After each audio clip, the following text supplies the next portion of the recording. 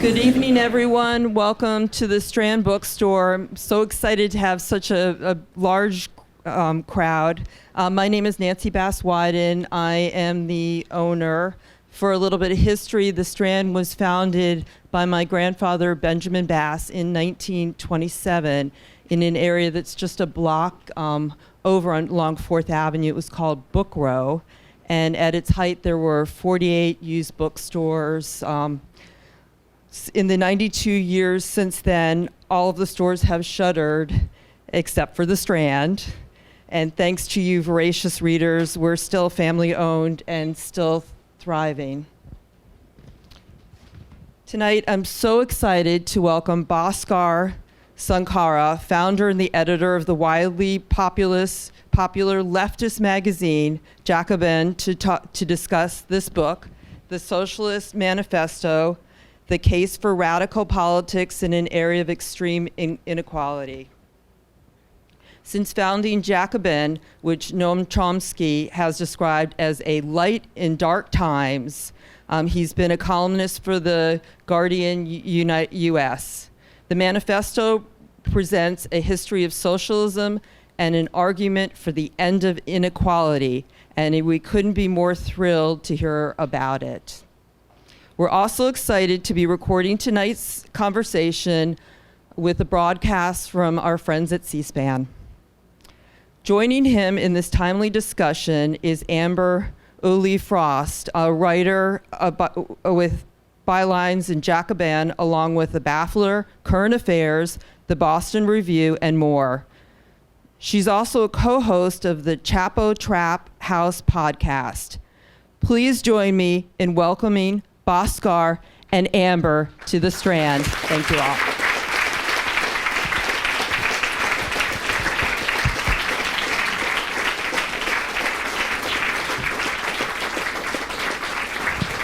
Thank you, guys. Appreciate it. All right. Thank you so much. Thanks, everyone, for showing up. Thanks to Nancy, and thanks to the Strand for hosting this event. It's so exciting. So, Bhaskar and I have known each other for, I think, like 10 years now. We were a part of a sort of small group of pre-Bernie millennials in an organization called Democratic Socialists of America, where we spent a lot of time trying to explain socialism to, normal people. And it was very difficult. So like a moment like this is very exciting for us because we've been waiting for a very long time. For the first time, I think in our lifetimes, we're seeing potential for a real socialist movement in the United States of America, which brings us to the book, the Socialist Manifesto. So I guess we should start out with who was this book written for, and why now? Yeah, I mean, I think it was very difficult to become socialist when we became, socialists. There wasn't kind of a friend to help guide you along or to give you it was just very random. Like for me, I picked up a bunch of books in a local library, and at the same time, I was on the left, right? I believed in the welfare state. I believed that certain things in life shouldn't be accidents of birth, that everyone deserved at least the basics in life. But actually getting into Marxist thought, getting into socialist thought was a confusing kind of mess. And some of the guides that I did find were through Democratic Socialist America. It was from Michael Harrington, who died, the same year I was born, 1989, but left behind a bunch of, great books. It was through people like Irving Howe, through Barbara Ehrenreich.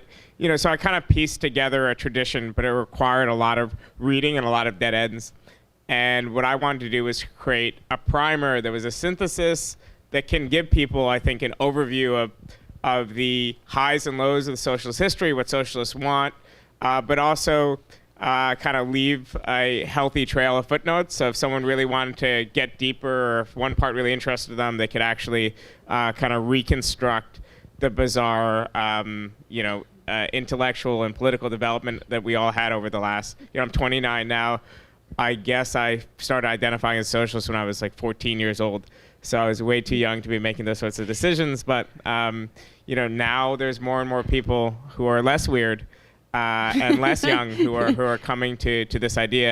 And the last thing I would say is just when I was coming to these ideas and when we were in YDS, the Young Democratic Socialists, it felt like, why aren't these ideas are so compelling? Why aren't more people interested in the abolition of exploitation? Why aren't more people interested in achieving basic dignity so people can reach their potentials? And we felt like we were crazy. And to some extent, we still are, but at least there's a little bit more vindication now. Yeah, absolutely. Big takeaway, we were right. But actually, you start the book, very interestingly, because you describe two sort of theoretical scenarios for socialism, one in sort of an idealized Swedish welfare state, and one in New Jersey, God bless you. So Marx himself sort of warned against creating recipes for cookshops of the future, and you decided to dispense with that entirely. First of all, how dare you? But second of all, why start out that way? Yeah, I think a lot of books that say they're making the case for socialism, in fact, are making the case against capitalism. Mm-hmm. And for now, I think many people aren't just questioning whether socialism is politically possible. They're wondering whether it's technically possible. They're wondering whether, in fact, there is something like an alternative.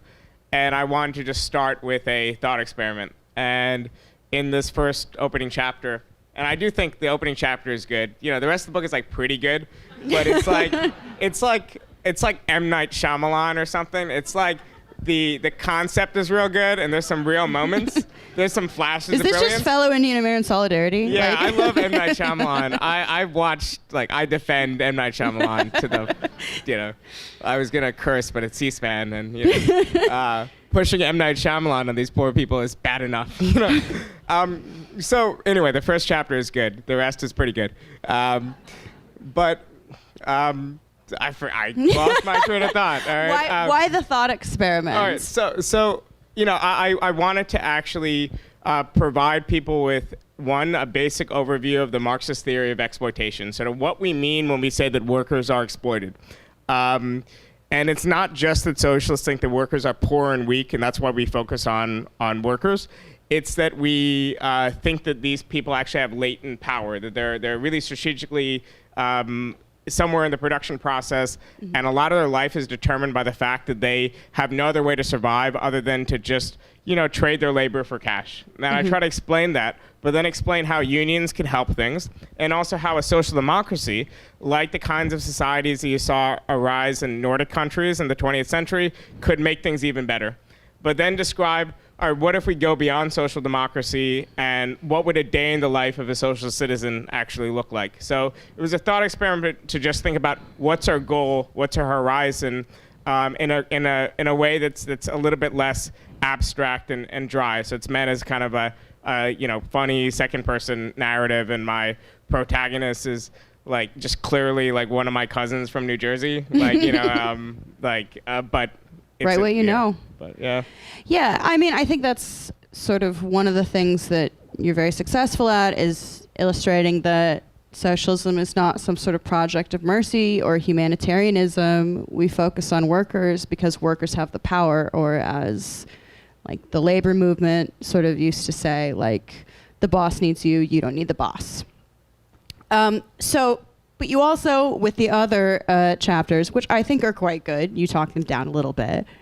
You do sort of a survey of our history of actually existing socialism, is a phrase for it. And there are some questions as to sort of the relevance of the history of these countries. So the Soviet Union tried to skip industrial capitalism altogether, and you've got places like Cuba that were built on sort of anti-imperialist movements. They're very different historical and geographic and political contexts than our own.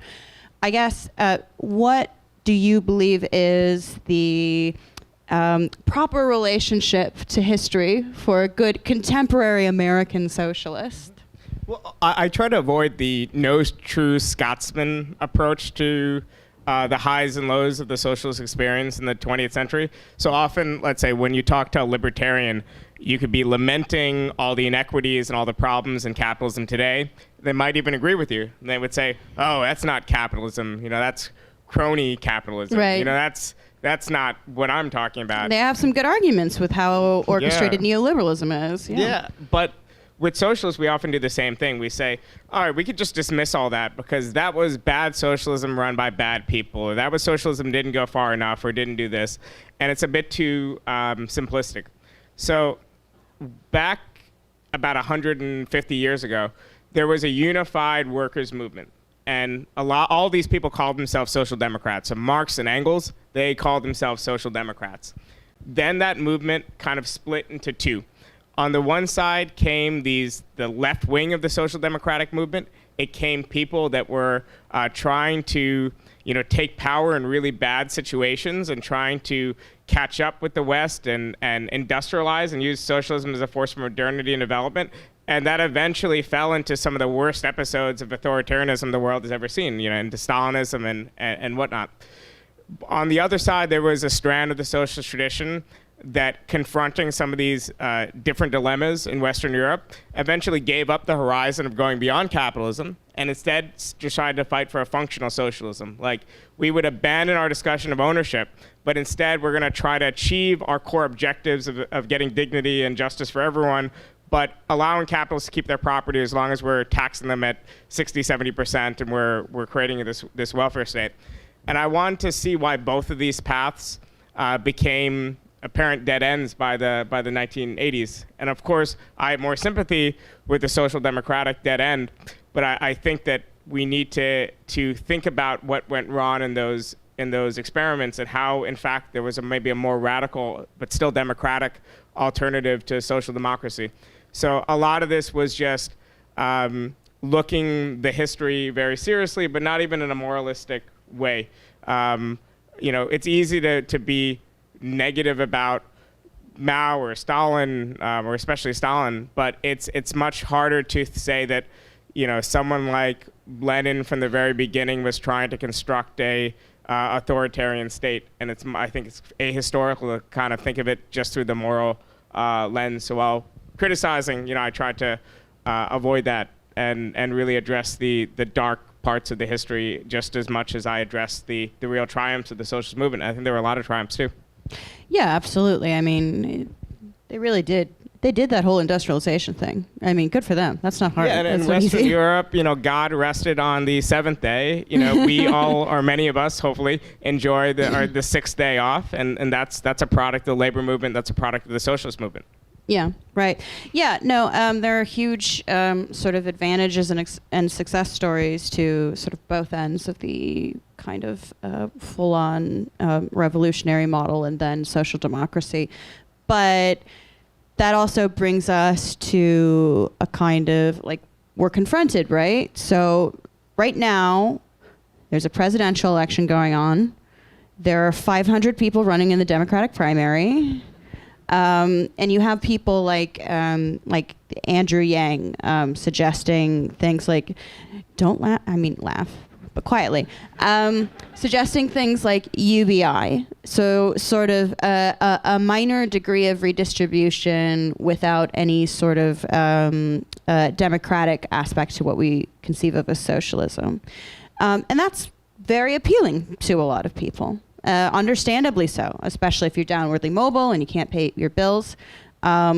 Socialists tend to have a lot of criticisms of that. But where do we draw the line, do you think? What is the correct relationship to reforms, I guess, for socialists? Yeah, I think that there's been a lot of movements throughout history that have criticized the present, or let's say even throughout the history of capitalism, who've said, the inequities, the exploitation, like, the present is bad. And there's been a lot of movements that have also said there's a better future. We could envision an alternative to the present. What made the socialist movement special was that the movement was able to bridge the gap between the first thing and the second thing. They were able to say, well, we're in this awful present, but we could organize and we could fight for reforms. And slowly over time, we can make this present better. And eventually we could turn this present through our organizing into the future that we want. the anarchist movement had, I think, in many ways, a more compelling, just viscerally more compelling moral criticism of the present. And their vision of a just society is, like in the abstract, one I would agree with, one with less coercion, less authoritarianism, with direct democracy and so on. But they had no compelling way to get from here to there. And socialists have always been able to do that. And I think today, obviously I'm a supporter of Bernie Sanders, and I am a supporter of what he's doing because I think that it's based on the idea that you achieve change through organizing people and through fighting for broad-based demands. And if you can't put Medicare for all on the table, how are you going to put socializing ownership? How are you going to put worker ownership on the table? It just doesn't make sense. Right. And moreover, not just as a sort of demand, I think people sort of think of Medicare for all as like a nice little boutique treat we can get with a social democratic package. But fundamentally, when you look at how people view healthcare in this country with regards to employment and how heavily it is associated with employment, it's not merely that you're getting a nice thing and that this is one less thing you have to pay for.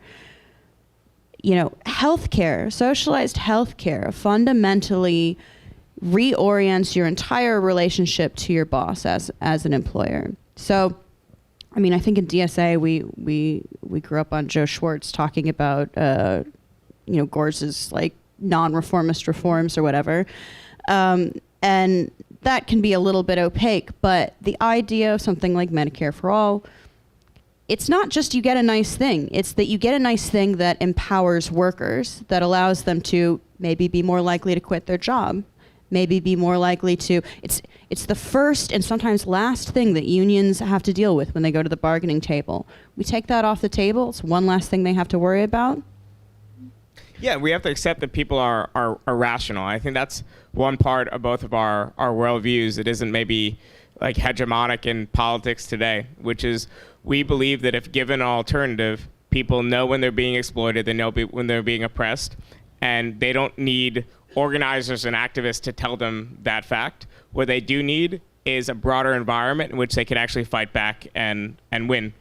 So if you're a worker in a society with 20% unemployment, you might hate your job and hate your situation, but you're not just going to start a union or start some sort of political campaign because you know that it'll be very easy to be defeated, right? Right. But if there was a jobs guarantee, if there was a welfare state, if there was less penalties to actually taking a risk and fighting back, then you would fight back. And I think that that's one thing where it's almost like a dividing line that I see politically that isn't necessarily just, this is the one thing that I think it just isn't necessarily left to right. It's like who actually believes that people are rational actors these days and are in fact capable of exerting their own interests. Yeah. Yeah, it does seem like there's a certain degree of cynicism where both conservatives and sort of people who identify as leftists, they think people are sort of like both foolish and cruel. And I think given the opportunity, people are largely rational and kind. Or at best indifferent. Yeah.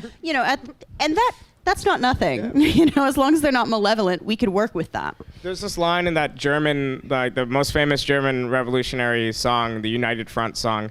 I think I know how to say it in German, but I will not risk it. Which you is really translated, don't want to risk saying something wrong in German. Yeah. But it translated roughly into, they want no boss over them and no servants underfoot. And I think that's a socialist ideal. It's not freedom to exploit others. It's freedom to be freed from exploitation. Mm-hmm. And I do think that's at the core of what a lot of people want. They want dignity, they want autonomy, and they're willing to be in collective projects to do it, but they don't necessarily have this endless, they're not the utility maximizers of rational choice theory, but there is something to them being rational. Sure. And the idea of self-interest, which I think we've been taught is a bad thing, but I think socialism is all about self-interest. It's about the idea of creating a collective self-interest, which, again, I think a lot of people, both on the right and self-identified on the left, sort of miss sometimes. Yeah, and even with Bernie, if Bernie is saying widely popular things, he's taught us kind of a language to just say, like, listen, you deserve more. Like, you're working hard, you deserve more, and the reason why you don't have more isn't because of minorities, it's not because of immigrants, it's because billionaires are benefiting from the situation you're in. And that's so much of a less convoluted way to explain the world and explain our situation than what both the left have been offering them and also even what the mainstream Democrats are offering them. Like, ask Mayor Pete a question about NAFTA, and he'll tell you something about active labor market policies and all sorts of things which aren't even completely incorrect, but it's just not a narrative. It doesn't make sense to people, and it's no wonder that if someone like that or someone like Biden's elected, a lot of people, they won't vote for Trump, but a lot of people will stay at home instead of trekking out for 20 minutes on a day they don't even have off to, vote after work. I'm not trekking out for Mayor Pete. And I'm from Indiana, and if you have nothing to say about NAFTA, you've clearly not been paying attention to the state you live in since NAFTA. So getting back to that, and relatedly, so traditionally it's been organized labor that's been sort of the motor of socialist politics. Sometimes it's served as both like captain and ship, where it's been a kind of ideological base, and obviously it's the muscle. We've, since the decline of labor, seen social movements try to sort of fill that void, like things like Occupy, which I think we're both involved in, and I personally hated every moment of it. And these things sort of stall without a lot of clear vision or focus. But for some reason, Bernie Sanders has brought socialism back to the fore.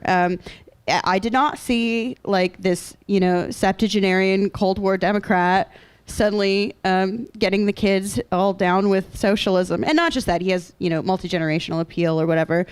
Did not anticipate it. Very happy it happened. Don't completely understand why or how, but wondered if you had any thoughts about like why it's Bernie's time to shine. Well, yeah, I think a lot of it had to do with his training and the clarity and consistency of the message. It was creating this narrative, and our narrative and our version of villains and heroes. We're telling people that it's not their fault, and we're telling people they can be protagonists in making a better country, and that's a lot more positive than telling people that, oh, you're unemployed, you should like reformat your CV, and if that doesn't work, take a coding class. So I think there is something. I mean, it sounds like it's populism in the worst sense. It sounds like demagoguery. But if your message can appeal to people in the abstract, then it won't work. There's no focus grouping that can make an anti-popular message popular unless you go the route of the right and you create these scapegoats and you stoke racism and whatever else, which I don't think centrist Democrats are doing. But they're neither speaking to to any party, because in their world things are actually going okay. They're looking at the economy is doing okay, but the economy has nothing doesn't to do with mean people. Anything. Right, yeah. Exactly. Yeah. It's an abstract. Yeah, I do find it interesting, though, that Bernie's not really doing anything new. And there's no school like the old school, apparently. You talk about like kind of this technocrat idea. Like Hillary Clinton literally created like an algorithm to try and figure out how to run in a more scientific way. And I don't know if you noticed this, but it did not work. For some reason, what works is this very clear, very repetitive message, just over and over about the millionaires and the billionaires. And it really resonates with people. I don't know why we haven't been doing that all along.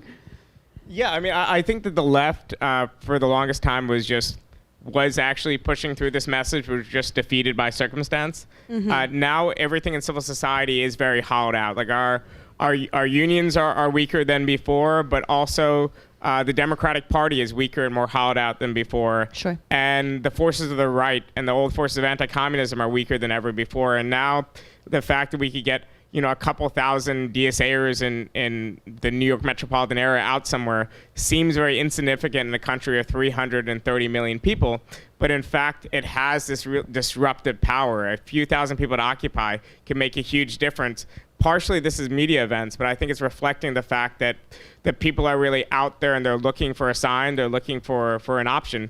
And because civil society is so hollowed out, they're not really pushing through the methods we would want them to push. We would assume that they would start building in their workplaces first and go through this step by step by step.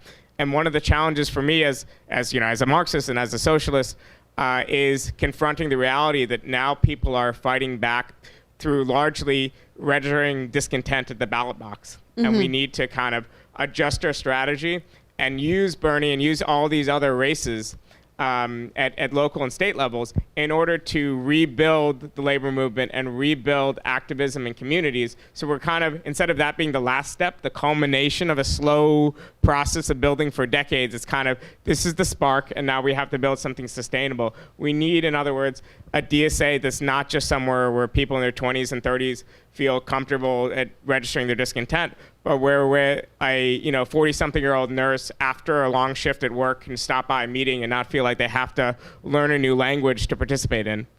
Right. So you're talking about building large mass popular institutions, that would be great. And I'm doing so by writing a niche book. It's not that niche. A friend of mine literally read it at the beach. It's a beach read. It's like how Elena Ferrante uses cover art that looks like mom books. So people accidentally pick it up, and then they accidentally like, oh, I really like Italian literature. It's brilliant. But sort of getting back to Bernie, none of us saw this happening. I think we're sort of relatively traditional in kind of the socialist milieu, where our ideas are about sort of labor-led stuff, and that's not how it happened. And so we're trying to figure out a new game plan. So what can we do for Bernie, and what can Bernie do for us, which is almost, what order should that come in? Yeah, well, I think Bernie has taught us a language that will exist after the campaign, too. It's taught us... millionaires and billionaires. Yeah, and he can't say the millionaires part anymore, because these people have they're kicking the poor man for his book royalties. Let him have his, and as someone who hopes to be receiving book royalties, I can't stand for that. I'll stand for a lot of things, but not that. I think there is a popular language and idiom that has developed. And in Spain with Podemos, with these other new parties, they're developing their own idiom too. To me, it is just an idiom. It's just a tactic. Like populist rhetoric is just a tactic. And for us to try to pursue the old politics in a new way. But that will last, and we'll have to follow. But more importantly, Bernie, in my mind, is the American left. I mean, in that he actually has a mass audience. We are reaching... Unfortunately, the American left isn't the third floor of the Strand bookshop. I'm really sorry. Yeah. It's the first floor. But, I think that, we forget the fact that, 10, 20, DSA is now 60,000 people, and the fellow travelers and the broader network, let's say 120, 150,000 people can actually make a difference if they're strategically intervening in society. So I think we can be kind of the shock troops for a Medicare for All campaign, for a new labor struggles and solidarity, and kind of linking together, let's say, parents and teachers in different areas. So let's say if we've seen small cores of DSA members play leading roles in these teacher strikes, but we also saw the building of these solidarity networks. And if you're a 24-year-old kid, you're right out of school, you're maybe like from a D class, middle class background, you feel like you can't really participate in working class politics. Well, you could create a solidarity, group. You could still get engaged in politics, but to do all that, we have to remember the old idea of social weight. And by that, I mean that morally, we are all equal. We all have the same entitlements to our dignity and whatever else. But Marxists traditionally haven't looked at people equally when we're thinking strategically. So in other words, we've thought about the fact that certain workers, by virtue of their position in the economy, have disproportionate power. It used to be, let's say, workers in heavy industry and longshoremen and whatever else. Now it might be nurses, teachers, people in logistics, like those Amazon warehouses, where maybe 500-600 people can go on strike. Who can shut it down? Yeah, you could disrupt the whole economy. You could change millions of lives. You could, in fact, really reshape a political debate or conversation. And given our limited resources, when I keep saying the left is small and we're marginal, it's not to be a defeat. It's saying, all right, we need to actually figure out a way to cohere our limited resources in strategic ways. And that means going beyond the rhetoric that says that to be a socialist means you should be fighting for all things at all times. And in a moral sense, I definitely agree with that. But at the same time, we need to be able to strategically intervene in certain struggles and coordinate ourselves without becoming like a weird little cult or army or whatever, but coordinate ourselves enough that we could actually, make a difference. Right. Like I personally am a podcaster. And if I went on strike, no one would really notice. We do have to think about these things. Yes, if you work for a wage, we are all workers, but some workers can shut everything down, and we have to think very consciously about that. So Bernie could win. What do we do then? Well, I think we need to consider ourselves a movement that's not just tied to one person or one campaign, partially because of the practical reason that when Bernie's in power, he's going to have to compromise. And often we think of these compromises in very conspiratorial terms. We think that, oh, he's been bought off. Oh, he's, these millionaires and billionaires he used to hate are now, dining with him at, they're eating progressive soup with yeah, him. He's at the Trump Country Club or whatever else with them. But in fact, if you're running a capitalist state, you're dependent on capitalist profits. That's the way you actually get the taxation and the things you need to fund your social programs. Yeah. And you also have to maintain market stability and all these other things, because even if you push up the minimum wage, if inflation also skyrockets, then workers gain nothing. There's all these pressures and all these different contradictions that come with Bernie now governing the state. So I think that our goal has to be to build movements on the outside that could push for radical demands to be a countervailing force to that of capital. So when big business says, listen, you need to accept this compromise, no tax cuts, or we're going to stop investing, Bernie can point to potentially hundreds of thousands of people willing to go on strike unless he pursues a plan and says, listen, you're better off just accepting the higher tax rate so you could stay in business. Otherwise, I secretly agree with you, but otherwise, there's going to be this disruption and whatever. I would hate to see that else happen. I love the idea of Bernie as a union thug. Yeah, but I like the idea of Bernie just as a goon, just going around whipping. Just Bernie with a baseball bat.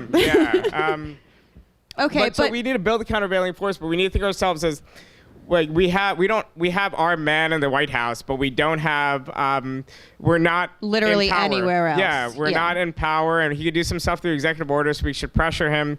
So I think we need to keep building a movement on the outside, a movement that will outlive Bernie. I think in the UK it's slightly different, because if Corbyn does come to power with a stronger parliamentary majority, with stronger unions, whatever else, then in fact it would be something closer to the left actually being in power and able to legislate a set of reforms. But the comparison I would give to the US is that it's like an extreme minority government in a parliamentary system. Bernie will have the loyal support of 15 of 20 people. He would maybe be able to cobble a loose coalition of other Democrats in order to get certain things passed, like a public option, but not Medicare for all or whatever else. And he'll have a bunch of obstructionist Republicans willing to stop him at any turn. So even though, for example, to get this legislation passed, we'll need to lean on, especially people who are like the better Democrats, like Elizabeth Warren and others, in the long run, we shouldn't confuse the fact that there is a democratic socialist in power with that, Congress or government has changed in any substantive way. And we need to maintain kind of the anger that we had on the outside today. Otherwise, people who are discontent, even if they like Bernie, they're discontent with what's going on or the fact nothing's getting passed, they'll just potentially drift to the populist right. We can't let them be the only opposition movement. Sure. And now for a counter to that question, which is completely ridiculous, but we're having fun here with a thought experiment. What if Bernie loses? Well, I mean, it won't happen, but... If Bernie loses, we need to just take the formula, carbon copy it, and update it. Goldwater lost in 1964. A man even more terrifying than Goldwater won in the 1980s, and now is like venerated. I don't know how that happened. Yeah. I like some of the movies, but but yeah. So I think we need to think about how do you build a movement? How do you cohere all these different strands? Like, in other words, right now we talk about the socialist movement. We talk about the labor movement to the extent it exists. We talk about these social movements. What in the future would it look like if we fuse these things together and we're able to talk about them as one and the same? And I think that's a longer project of the next 10, 15, 20 years. And that's a similar parallel to what the conservative right was able to do. If you read literature from the 50s, Daniel Bell and the Vital Center liberals were talking about conservatives the way that liberals talk about us today. Like it's a psychological deviance outside of the, American tradition or whatnot. And, the joke was on them because 30 years later, these people were running the state and rebuilding society. So I think, the extent there's lessons to be learned about how to build an opposition movement, I draw a lot of them myself from the conservative movement. Mm. Well, on that note, I actually think we need to rush through here to the Q&A section. I think the way we're going to do it is have people sort of line up and do like 3 questions in a row. Is that it? And then Sure. That way we can get in a few if there's overlap. We've also got floating mics. So if you we do have floating mics? Absolutely. If you raise your I have hand, no idea what's going on. we can rush the mic over to you. Who would like to start? Oh, okay, here we go.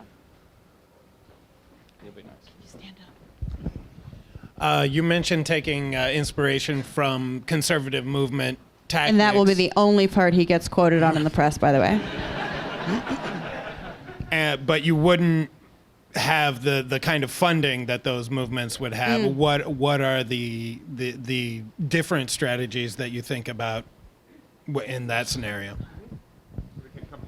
Yeah, should we just pile them up here? I've got one. Hi, I'm Paul. I'm a DSA member, eco-socialist.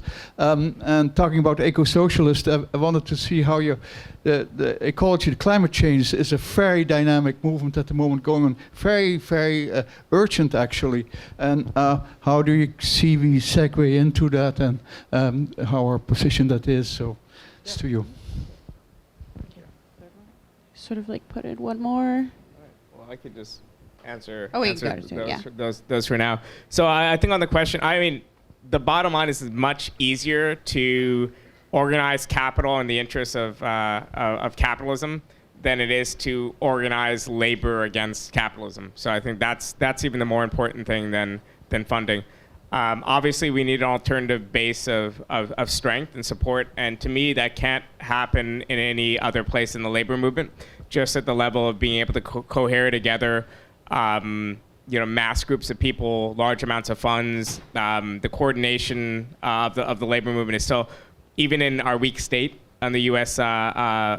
Labor left, it's still, I think, the vital source of strength. But yeah, the point is absolutely taken that it's much harder. Our task is much harder. I don't think even the problem is funding. It's more that it's easier to build a coalition and then convince capital that they should really be paying less in taxes and have to deal with less regulation. Right. And more importantly, I think this shift to the right of the Republican Party went along with structural imperatives of capital when profitability was squeezed in the 60s and 70s to restructure by creating a new bargain with labor that enabled capitalists to have more flexibility and restore profitability. I'm veering from my talking points. I apologize. The point is there are more of us than there are of them, so... There are, but capital and labor, like even that old... Quit talking yourself out of socialism. But even that old quote that you gave earlier, the old union quote about, Sure. Your boss doesn't need you. In fact, the trick of capitalism is that capital and labor are dependent on each other, but it's an asymmetrical dependency. In fact, workers need their bosses more than the bosses need any particular worker. And that's why we need collective action. But the logic of collective action is very difficult. There's only certain conditions in which it makes sense to fight back by organizing collectively. So the goal of socialists isn't to, I think, impart like the true consciousness to people, but rather create the infrastructures of dissent that allows it to be possible for people to fight back. And I think in a small way, that's what the Bernie campaign, DSA, all these other things like are doing at their best. They're enabling people to form a tenants union because they know they'll have the support of 2,000, DSA kids with way too much spare time. It makes it actually possible. And it's really, that's the incredible part of it. When it comes to ecology, yeah, it plays a role in the book and in my other thinking. I think in the book I say something hyperbolic that it will be the way that we're judged, much the way that we look back at leftists and liberals and the way they responded to the rise of fascism in the 20s and early 30s. I think it has the potential to derail this left-wing swing in the Anglophone world and to create a climate of scarcity in which the right wing is able to fearmonger about the changing climate and about refugee flows and whatever else, and say there's not enough, we need to close the door, and we need a regime of austerity. And in response, we need to formulate something very similar to what the Green New Deal is. I mean, I think the Green New Deal is a great start in that it's based on popular demands. It's not an Austerian program, but also it's a program that acknowledges the severity of the climate change crisis and the need to really change things. But we shouldn't say this is a collective problem that we all equally must need to deal with. Because I don't know about you, but I don't own a coal power plant, right? There are people that are benefiting from polluting the planet, and these people are the ones that need to pay. And the rest of us are not going to see our lives get worse. If you have a job at a plant, then we need to make sure that we have a program to make sure you're retrained and you're in another field. And if we don't have the majoritarian program that says it's not your fault, but there's a serious thing, we all need to deal with this, and your boss is going to have a serious lifestyle adjustment, that's what we need to push. Not this idea that we all need to, I guess, use less toilet paper and not travel home to Florida to see our grandparents or whatever else.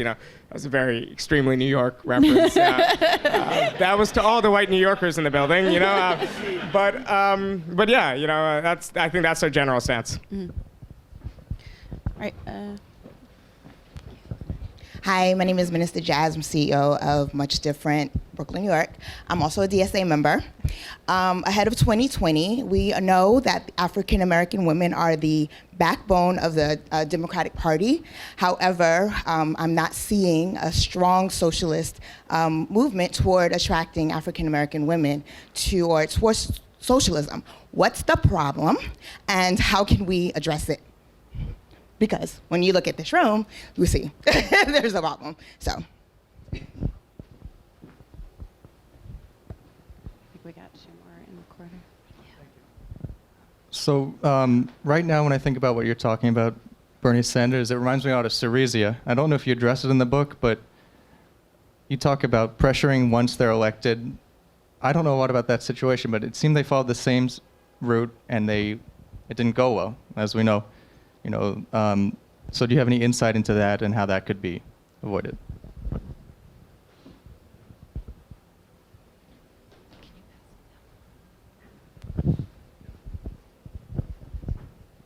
Pursuant to that question, you lay out a vision of electoral politics, left-wing electoral politics, Bernie Sanders, that kind of thing, and mass movements on the ground complementing each other.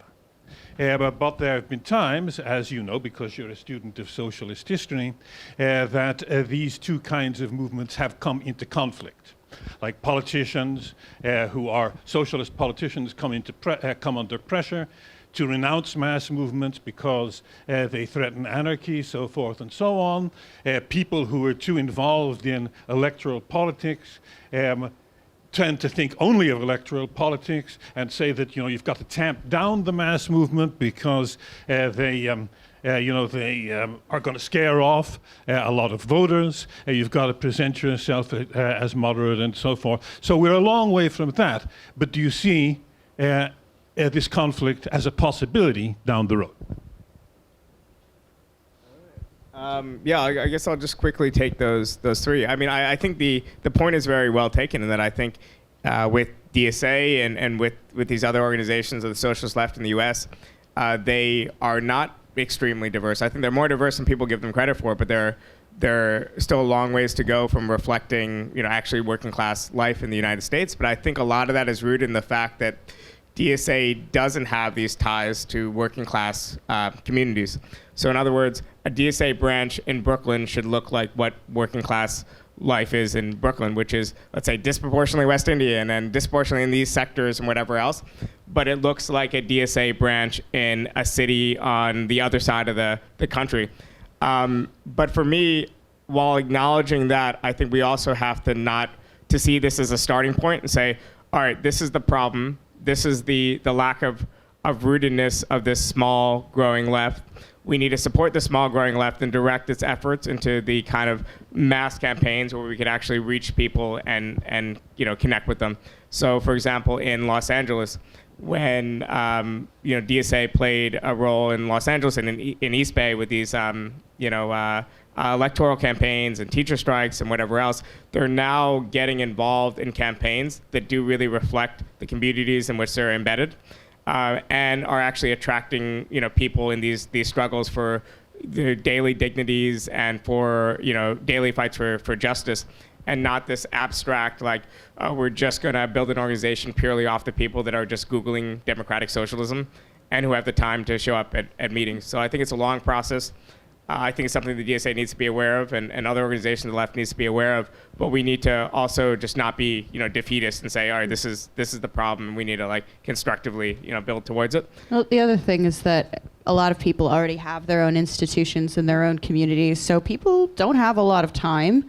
And this socialism just kind of started up very recently. Mm-hmm. And I think it's more popular with people who are recent college graduates who have maybe a little more time on their hands.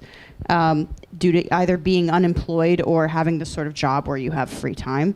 And other people who have been more consistently active in separate organizations are committed to those organizations for good reason, right?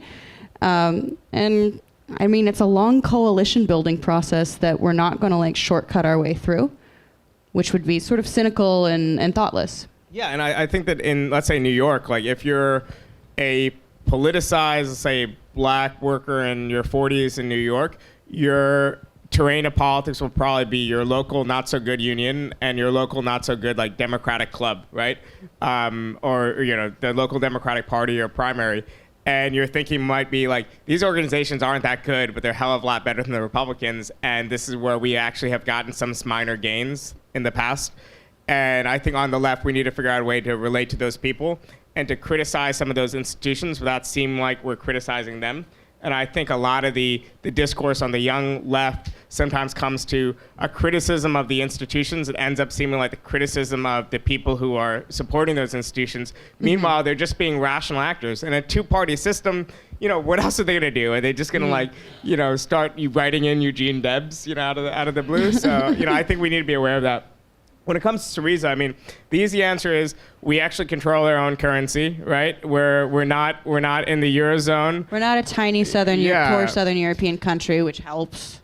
We have a lot of flexibilities of what we can do in the U.S. I think at some point we'll run into a structural contradiction in social democracy, which is that it's dependent on profitable capitalist firms to fund these programs, and at the same time, it's emboldening workers to demand more and more and giving them more rights and power. And eventually there's a contradiction, and those two things won't work together forever. But in the U.S., we're so far away from those limits. I don't think we'll confront them. And when it comes to these tensions, I think they'll immediately arise, the tensions between social movements and electoral movements on the left, or at least politicians that are forced to make compromises and whatnot. I think our approach has to be, Bernie's doing this, but he doesn't really want to do this. We need to create power in the streets so that Bernie does the thing that Bernie really wants to do. So without counterposing ourselves to future President Sanders, we're able to build power. And I mean, the corollary is not so pleasant, but I often think about the confusion that arose in Argentina when in the 1970s, when both the left the center and the right were all claiming Perón and saying that, this is what Perón really wants, and we all represent Perón. Of course, the leftists, in many ways, were just using it tactically opportunist, and Perón was not a very nice guy, as our president would say. But whereas I think Bernie is a good guy, is a nice guy. But I think the same sort of applies. You need to find a way to use the mantle of popular figures while pursuing your own project. But this can't be the project of a few left-wing intellectuals. It has to be rooted in unions, rooted in community organizations, rooted in tenant unions, rooted in all these other things that are themselves democratic. And I think today, for example, the influence that left-wing media and other things have in the formation of DSA and the formation of this current kind of media event that's growing around democratic socialism is largely pernicious. I think we're two of the better people because we at least acknowledge it. We're the only good ones. Yeah, we're the only good ones, and we acknowledge it. So we hope you'll keep us around as figureheads in the future, in our old age. I'll be fine if you after the revolution, make me into a well-paid garbage man. I'll be fine with that. And I think the third one was about the relationship of politics. No, I think I got. All right, you covered both. Okay. Three, yeah. I think we have time. We have time for 3 more. Yeah. Can you talk more about a worldview on what's going on with so much fascist regimes in the world and dictators, and the hope that everybody had with the Arab Spring in Tunisia, that with the internet helping organizing workers and people and that kind of falling apart, and even the modern day facts that workers are being replaced by robots. In the case of Amazon, they employ 45,000 robots. Got one here as well. Can you hear me? Yep. Hey guys, kind of following up. I work in tech. Oh, sorry. I work in tech, and I'm so sorry. Curious to understand also the impact of automation and AI, but also we think about workers in the era of Marx, and you're referring to coal workers, but workers that have a ton of leverage today are tech workers, and there's been interesting walkouts at Google and that sort of thing. How do you think of the role of tech workers in this revolution? So yeah, just to address those two. Sorry, was there one more that I should take? Yeah. Oh, sorry. Do I stand? Yes. Okay. So, in addition to, Bernie Sanders experiencing something of an electoral surge, other candidates like Elizabeth Warren have been doing well, and there are also candidates like Mike Gravel. What do you think of the left-wing alternatives? I know that there have been articles in Jacobin about Warren versus Sanders, but what do you think of the left-wing alternatives to Sanders, like Warren and like Gravel? Could we squeeze in a fourth? Yeah. Yeah, sure. Okay. Yeah, sorry. Of course, I want Bernie to win. I think most people here do. But don't you think we're missing the mark a bit? If he does win, then what? If Congress remains the same representation-wise, right? He's not going to get anything passed. Wouldn't it be? Wouldn't the DSA be better served to sort of follow in the Justice Democrats model and try to pick off members of Congress? Not pick off, that's not the right word, but you know what I mean. Or is it? Wouldn't the DSA be better served in sort of following that model and replacing these corrupt a-holes one by one to sort of get the policy that we need passed? Yeah. So Sorry. I'm going to womansplain over this. I actually do agree that a lot of those races are theoretically long-term more important than something like the presidency, but also we're still incredibly small. And I think of Sanders, and I think a helpful way to think of Sanders is the fact that we are going to have to be building institutions like labor unions, and I do wish we were as effective and efficient as Justice Democrats as socialists. What is that noise? Oh, okay. But also, it's the Russians. I knew it. I told them to be subtle. I would like to expand the organization to actually work, locally in districts, certainly. But I think the helpful way of thinking of Sanders is as someone who can basically take the boot off of like certain organizations and organized labor's neck for long enough for us to start building out more productive infrastructure. Like, I definitely think it makes more sense to think of Sanders as a start and as, you know, a nice gasp of breath that we can get for a much longer race that we're going to be involved in. Yeah, no, I think that answers it, you know, perfectly well, and it's connected to that other questions about Warren. Sanders can create the conditions in which we'll be writing policy for the next, 20, 30 years, potentially. You know, he could create the conditions where we could rebuild a left that could keep influencing things. I think Warren can write some good policy now and maybe refine ideas that will be more useful in those changed conditions. So it's like asking me, what's the difference between, you know, Donald Trump and, you know, whatever. I'm not going to use that analogy because there's been enough Trump-Sanders analogy. But I think Sanders can do something broader and long-term for as far as movement building. I also think he could use the bully pulpit of the presidency very differently to actually stoke confrontation and polarization.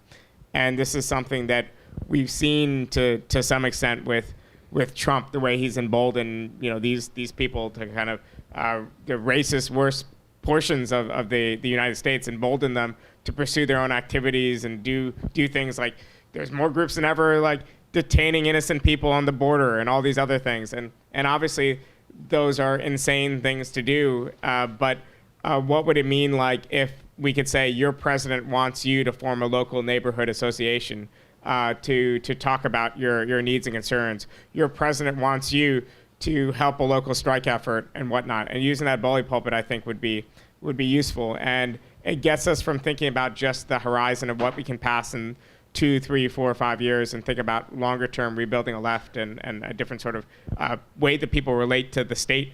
People should be demanding more of the state. They should be expecting more. And I think Sanders has the potential to raise expectations, but I think Amber answered the other part of that question very So we very well. got fascism, automation, and Bernie alternatives. Yeah, well, Bernie alternatives kind of got the tech workers and automation thing. I would just say that automation is to a large extent, I think, overstated. As certain jobs are made redundant, other jobs and other needs and other products are going to be brought to market. I think there will be, for as long as we can tell, the need for workers involved in this process. Within the United States, we've seen a tremendous growth in automation. In fact, a lot of the deunionization in the 1990s was associated not just with NAFTA, but with like parallel kind of automation in certain industrial jobs. But in raw numbers around the world, there's more manufacturing jobs than ever even. I think we just have a long way down the process to getting to the point where robots are taking over all of the jobs. And if we do get to that point, this ties in with the tech worker thing, all that means is that the working class is even more powerful and easy to organize, and that strategically, whereas before you might need 10, 20,000 people to shut down production in a sector, you might only need 2,000, 3,000. It doesn't change things necessarily. And it just will create a different environment. It might mean, for example, I think this is the only place where it is very interesting.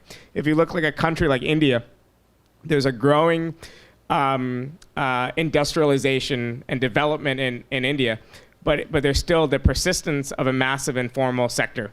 So in India, for example, a UBI might actually make sense. Certain kind of demands that could come out of this informal sector might actually make more sense than traditional labor-based demands. I'm just using this example. I'm not even sure if that's the case. So I think we should be aware of shifts and be able to adapt our tactics, our demands to those shifts. I'm just not positive that we're seeing them now. As far as tech workers, I agree that they're a potential base. The left should be organizing everyone. I worry that it can drift to kind of craft unionism, in that tech workers can actually organize and exert power as individuals by just saying, oh, this isn't working for me. I have these skills. I could bring it to another company. They could actually go in when they're starting a job and say, I won't take 90 grand. I'll take 120 grand and negotiate like that. The reason why workers, less skilled workers, have to negotiate collectively is because that's the only way they won't have their wages undercut. They can't make this kind of side deal with bosses. And though I agree with organizing tech workers, I think you'll find that there's certain difficulties that will arise from this like particular bargaining power that tech workers have today. Though over time, like other formerly skilled professions, tech work will be de-skilled slowly and steadily. And I think at some point down the road, it'll be more ready for industrial unionism. So I think plant the seeds now.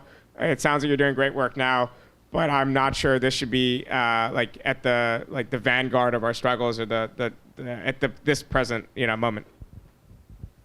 Fascism. Oh, fascism. Well, on And that on a high note. Yeah, I don't know. I guess I need to hear more about it. But no, I think that today you are seeing the decline of welfare states in Europe and these other places. In this void, there's been the rise of the right. So when people like point to racism and all these things in Europe, in particular, let's say countries like Hungary, countries like the Nordic countries where the Sweden Democrats and Sweden and other far-right parties are growing, they sometimes point to it and say, isn't this proof that, in fact, when people are democratically empowered, all they want is to make other people feel lesser than them and more marginalized and to assert their own privileges and powers. I think, in fact, a lot of the fuel for the far right is in the decline and the retreat of the welfare state. And we need to fight against the false scarcity that the right pushes by saying there's enough to go around. Immigrants, refugees are playing a positive role building countries, building economies. And the reason why it seems like there's less is because of austerity regimes that are politically manufactured and because of this language of scarcity. And to the extent we've had any criticisms in Jacobin of Sanders, it's to, in rare instances, he can point to, immigration and say, yeah, I support immigrants, but, of course I share your concern about blah, blah, blah, which is reasonable. He's trying to reach and connect with people and he's responding to direct questions. But I think I would rather have him say, like, immigrants aren't the problem. I'd rather immigrants here than, Donald Trump. They're building the economy, they're contributing to the economy. I think this is like empirically true, and it also just fights against this idea of scarcity.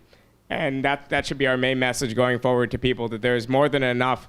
Why retreat into the narrowness of bigotries when we have this grand future we could all enjoy together? And there will always be a minority. There will always be 20, 30% of the population that will choose the comforts of narrow-mindedness and bigotry. But I don't think it's a majority. And I think we could build a 60% coalition all over the world in defense of certain values. And the last thing I would say is that we sometimes think of the United States as being particularly immune because of our history of racism and exploitation in this country, immune to broad-based demands and majoritarian visions. But periodically throughout U.S. history, this vision of multiracial organizing, this vision of a shared goal and justice have periodically reemerged. And the only reason why they've been battered back has been because it's been the interest of a tiny minority to keep us divided. And I think we need to find a way to, again, fight against this narrowness and tell people that, there's a glorious future, ahead of us. And we can have a country, not just in the very distant future, but in our lifetimes, in the next 10, 20 years, where 1 in 5 children aren't hungry, where certain things are accidents of birth. If you go to Sweden and, nobody there is saying, oh, well, if you're born in, Gothenburg versus Stockholm, your life choices, your life outcomes are going to be radically different. Whereas in the U.S., it's taken for granted. It's common sense that if you're born in Fairfield County, Connecticut, you're going to have a very different life than if you're born in Waterbury, Connecticut. None of us would flinch, even those of us on the left. It's common sense. And it doesn't have to be that way. You don't even need socialism for it. I think you need a robust welfare state and some organizing, and we could erase a lot of those inequities. And these aren't permanent, facets of our humanity, and they'll look ridiculous in 50, 60 years. All right. All right.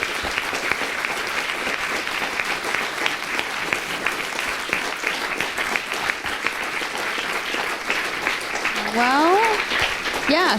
Thank you to Bhaskar Sunkara. Thank you to the Strand. Thank you to everyone who showed up. And I think we have some information about the books.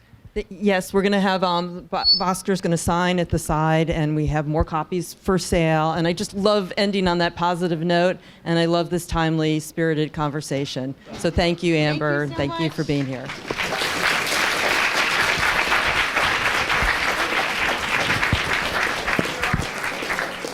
Hi, everyone. It's Pat over here. I have some rules to tell you about the signing. So if you'll take a look at your post-it note, it should have the number on it.